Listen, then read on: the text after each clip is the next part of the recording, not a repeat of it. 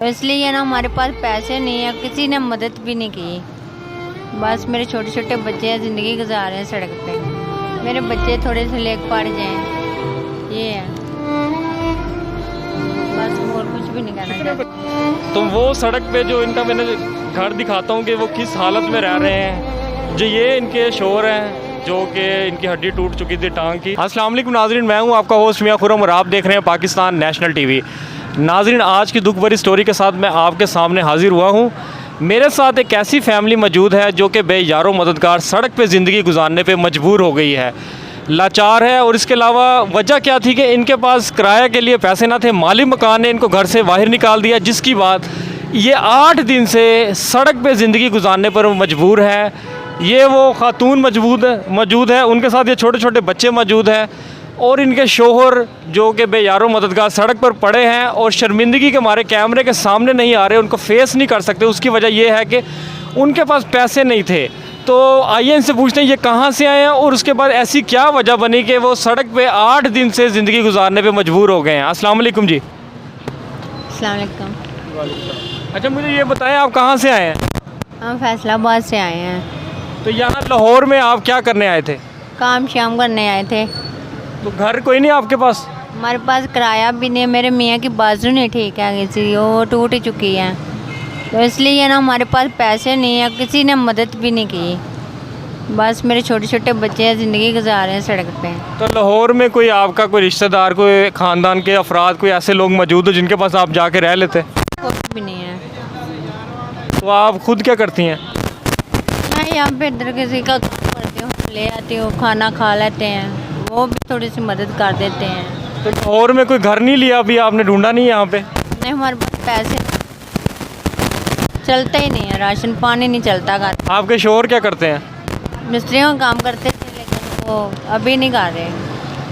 तो अभी गुजर बसर कैसे हो रहा है? कहाँ से खाना पीना चल रहा है अभी? यहाँ पे इधर से दे जाता है, खा लेते हैं। नाज़रीन, ये वो खातून मेरे साथ वो मौजूद है जो कि बता रहे कि 8 दिन हो गए हैं और यहाँ पे उनका कोई वाली वारिस नहीं है, सड़क किनारे ज़िंदगी गुजारने पर मजबूर हैं।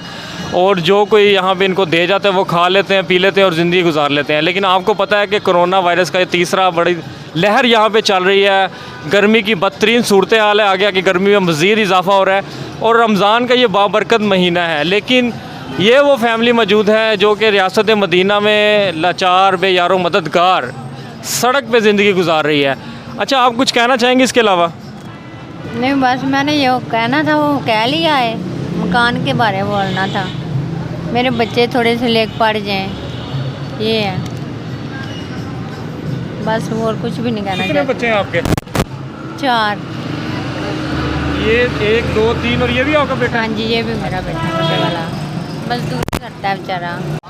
तो वो सड़क पे जो इनका मैंने घर दिखाता हूँ कि वो किस हालत में रह रहे हैं। जो ये इनके शोहर हैं जो कि इनकी हड्डी टूट चुकी थी टांग की। तो यहाँ पे ये बिस्तर पे लेटे हुए हैं, ये घर है, ये इनका सामान पड़ा हुआ है।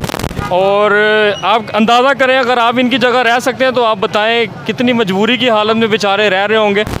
तो ये देखें जी, ये सामान इनका आपको नज़र आ रहा होगा, छोटी छोटी गटरियों में पैक है और चोरी भी हो सकता है। तो अगर कोई इन खातून की और इनके छोटे छोटे बच्चे हैं जो इनके साथ मौजूद है, कोई मदद करना चाहें तो नंबर स्क्रीन पे चल रहा है, तो आप उस नंबर पे रब्ता करके इन खातून तक जो भी डोनेशन है वो पहुंचा सकते हैं। तो मेरी साहिब हैसियत लोग और जिनको अल्लाह ताला ने नवाजा है, उनसे अपील है कि बराए मेहरबानी, मैं 8 दिन से इन लोगों को देख रहा हूँ, ये यहाँ पे सड़क पे ज़िंदगी गुजार रहे हैं। बच्चे बीमार भी हो रहे हैं, इनके शोहर की जो टांग टूट चुकी है, उसके अलावा वो ज़ख्मी हालत में पड़े हुए हैं, कोई मदद करने वाला नहीं है। अगर कोई मदद करना चाहे तो वो नंबर स्क्रीन पे आपको नज़र आ रहा है। कोई घर देना चाहे, पैसे देना चाहे तो ये लोग हाजिर हैं, तो आप इनसे रब्ता कर सकते हैं। अपने होस्ट मियां खुरम को इजाज़त दीजिएगा। अल्लाह हाफिज़।